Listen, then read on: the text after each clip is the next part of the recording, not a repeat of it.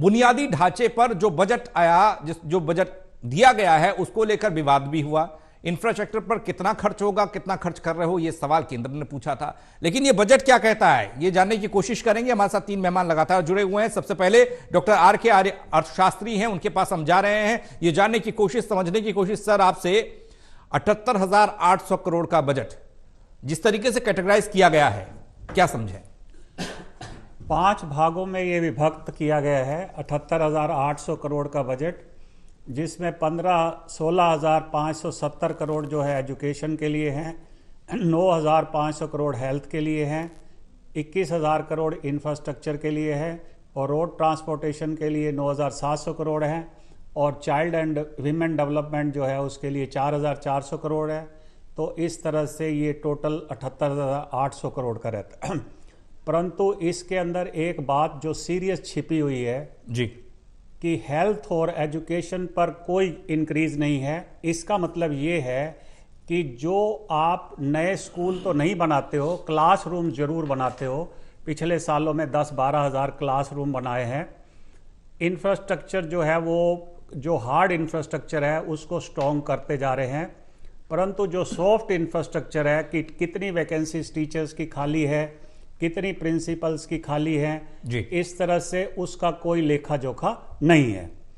अब क्योंकि G20 launch इधर होस्ट होना है दिल्ली के अंदर जी, वैसे हर जगह पे मीटिंग चलेगी G20 मेंबर्स की। जब एक बार सारे आएंगे तो दिल्ली में ही होस्ट होगा वो। उसके लिए इन्होंने ये रखा है कि आधुनिक और स्वच्छ और सुंदर बनाने के लिए डेडिकेटेड रहेगा ये बजट।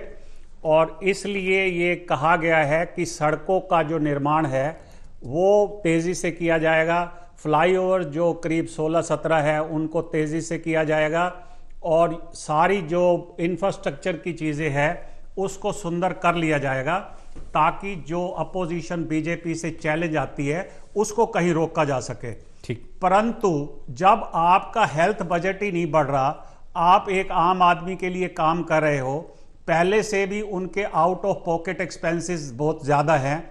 अभी आप देखिए ये सेल्फ कंट्राडिक्टरी कैसे है, मैं आपको बताता हूं कि मोहल्ला क्लिनिक के लिए महिला मोहल्ला क्लिनिक होगा, जिसमें सर्वाइकल कैंसर का पैप स्मीयर टेस्ट तो हो जाएगा, उसके 1500-1600 रुपये बाहर में लगते हैं। पर आप ये बताइए कि उसको एंड तक आप कैंसर की ट्रीटमेंट इंश्योर करेंगे? वो कहीं नहीं हो पाएगा, कभी भी नहीं हो पाएगा। अब जहां पर एजुकेशन का सवाल है, 98% इन्होंने दिखाया है, बोर्ड का रिजल्ट आता है।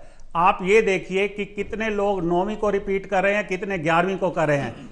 जो पुअर परफॉर्मर स्टूडेंट है उनको पीछे रोक लिया जाता है, और जो अपीयर हो रहे हैं एग्जाम में वो लगभग 1/3 ऑफ द टोटल एनरोलमेंट है। ये अंदर की बात है। और जो दूसरी बात है, जो कि आप ये कह रहे हो कि 9,05,000 करोड़ में आप हेल्थ का बजट जो है रखा है, और 9 सिविल हॉस्पिटल जिसमें 14,000 बेड से 30,000 बेड हो जाने की संभावना है, उन्हीं का एस्टीमेट पहले बताइए, वही है, वर्क इन प्रोग्रेस रहेगा जी। अब जब आपका यमुना की पूरी क्लीनिंग करने के लिए कह रहे हो, और वाटर पाइप्ड वाटर क्लीन सबको पहुंचाने की कोशिश कर रहे हो, आप एलोकेशन उसके अंदर जल बोर्ड की कितनी कर रहे हो? 6,600 करोड़।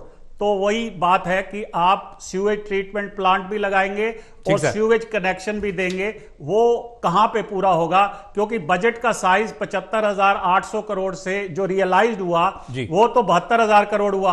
अब 78,500 करोड़ में जो रिवेन्यू का लॉस है और उसका जो ठीकरा है वो फोड़ दिया सेंट्रल गवर्नमेंट पे, क्योंकि जब अरुण जेटली ने ये कहा था कि हम जब GST लागू कर रहे हैं तो हम 14% रिवेन्यू न्यूट्रलाइजेशन देंगे, तो वो जून 22 में ही खत्म हो गया। अब क्यों मिलने की संभावना है? चलिए आगे बात करेंगे।